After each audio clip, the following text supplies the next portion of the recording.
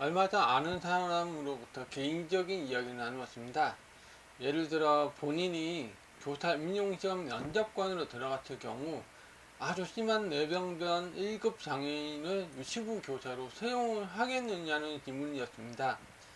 아주 심한 언어 장애와 하루 종일 전동 휠체어를 타야 하는 뇌병변 장애인을 유치부 교사로 맞이해야 하는 유치부 원생과 학부모들은 과연 어떻게 받아들여질까 하는 질문이었지요. 실제로 2014년도 광주교육청에서 뇌병변 1급 장애인은 면접 과정에서 최종 불합격 처리했었습니다. 언어를 배워야 하는 유치원 아이들이 심하게 어눌한 뇌병변 장애인 교사의 발음을 과연 알아들을 수 있을지부터 시작해서 장애인 교사에게 신체적 배려를 해줘야 하는 상황이 될 때 오히려 보호를 받아야 하는 아이들이 그 인내심이 어디까지인지 수많은 질문이 그날 집에 돌아와서도 끊기지 않았습니다.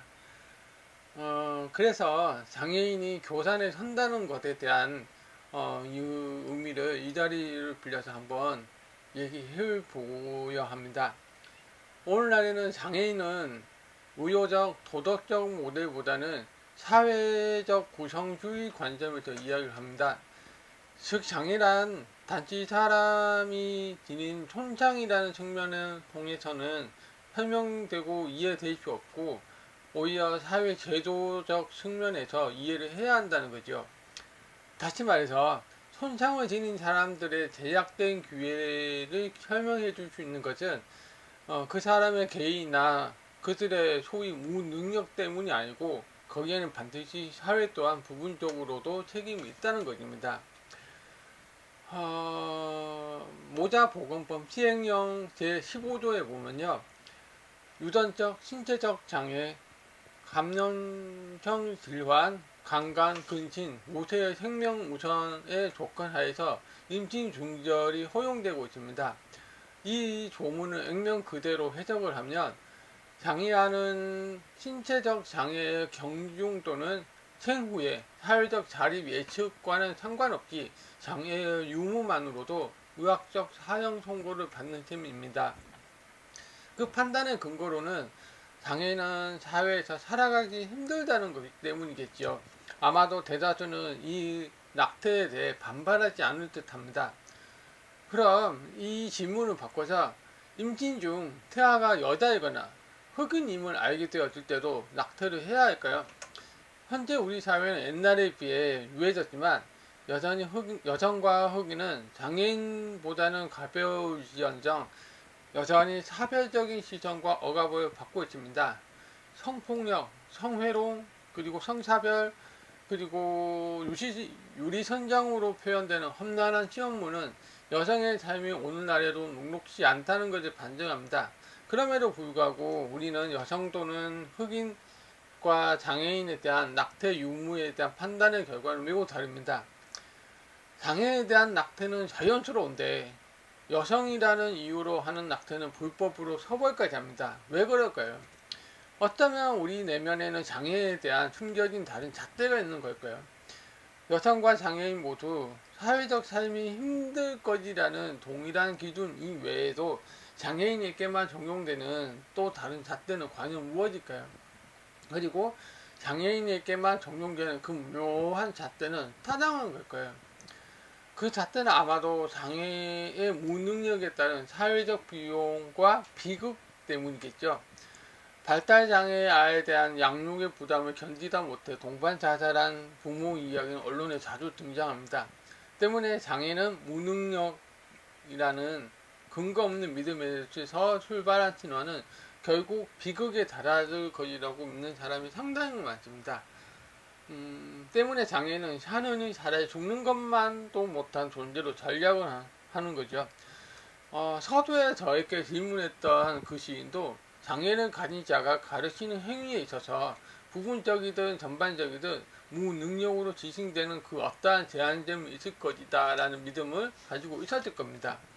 그 믿음은 지금까지 보아왔던 기존의 장애인 교사의 보조 공학 기기 또는 보조 인력 없이 업무 수행이 어려운 곤혹스러운 그런 모습을 관찰한 후에 얻은 본인만의 경험적인 결론일 수도 있겠죠. 장애인은 과연 무능한 사람일까요?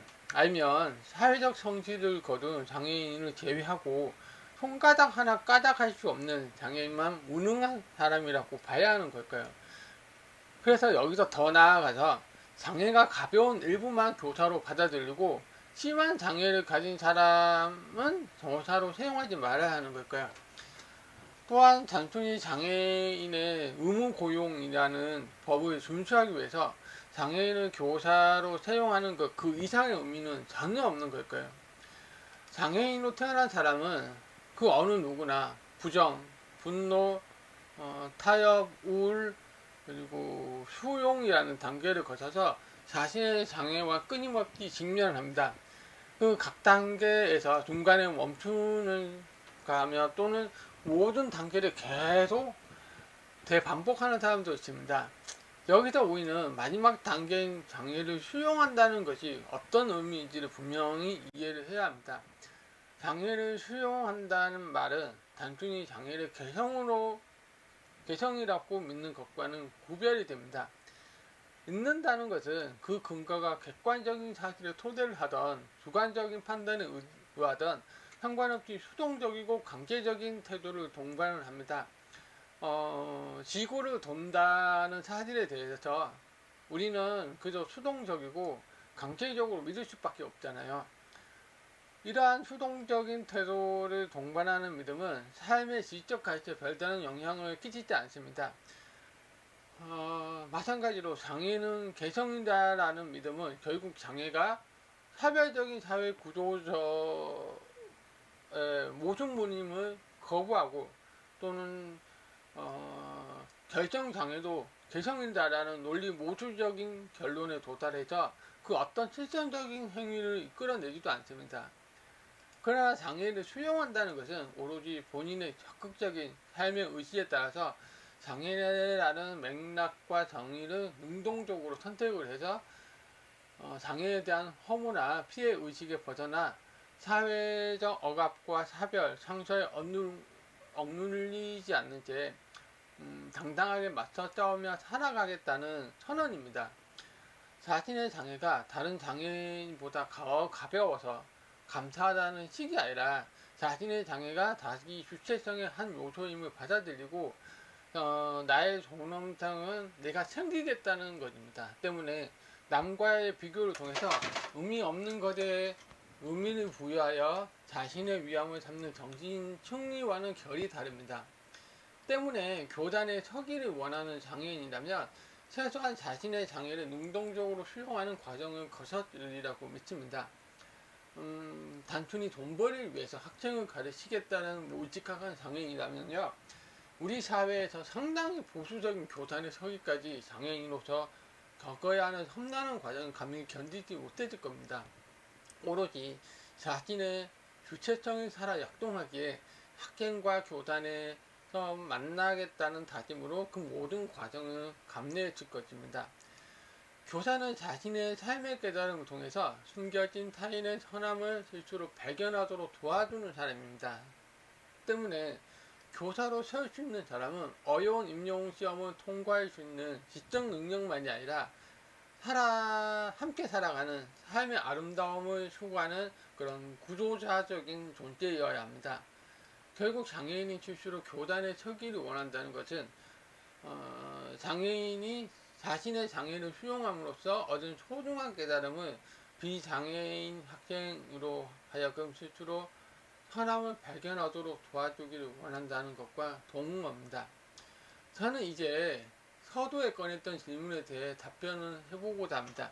심한 뇌병변 장애인은 장애라는 이유만으로 무능력이라는 불합리한 상상에만 근거해서 교사 임용시험에 탈락시켜서는 안 된다고 말입니다.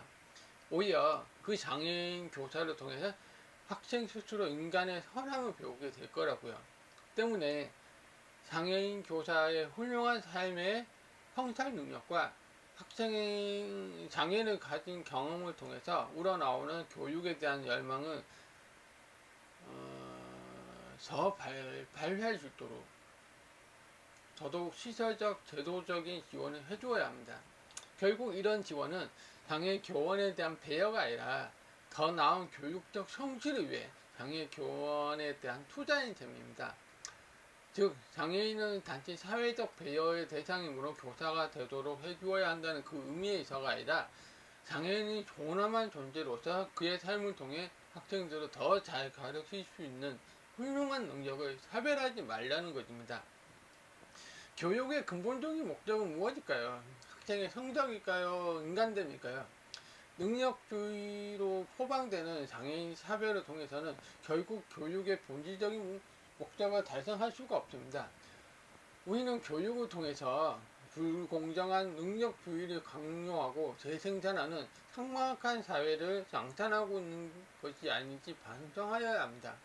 그래서 불합리한 구분을 일삼는 행위에서 벗어나기 위해서 노력을 할 필요가 있습니다. 특히 교육의 질은 교사의 질보다 우선할 수 없다라는 격언을 짚어본다면 사회적이고 인간에 대한 존엄성이 사라지는 교육의 위기가 고조되는 지금 이슈로 더더욱 장애인 교사 채용부터 시작을 해야 합니다.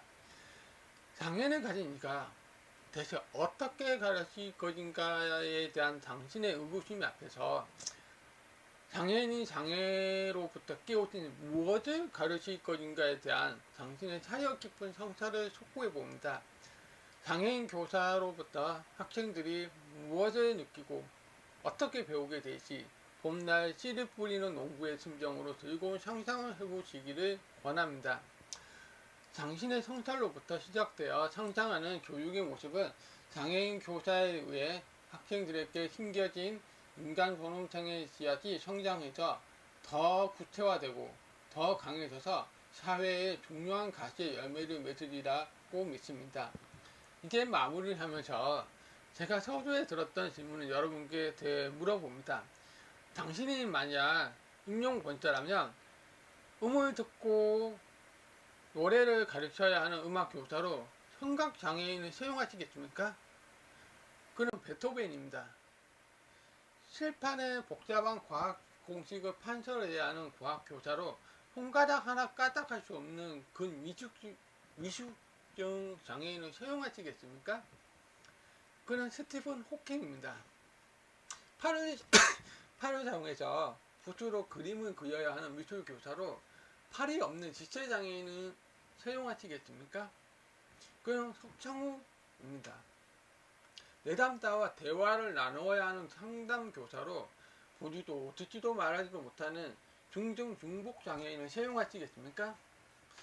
그는 할런 켈러입니다. 글을 읽고 가르쳐야 하는 국어 교사로 저시력 시각 장애인을 채용하시겠습니까? 그는 세동대왕입니다. 몸을 움직여서 신체적인 활동을 해야 하는 체육교사로 팔다리 없는 지체장애인을 채용하시겠습니까?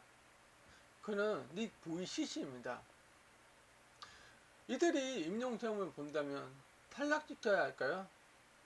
당신의 답변은 무엇인가요?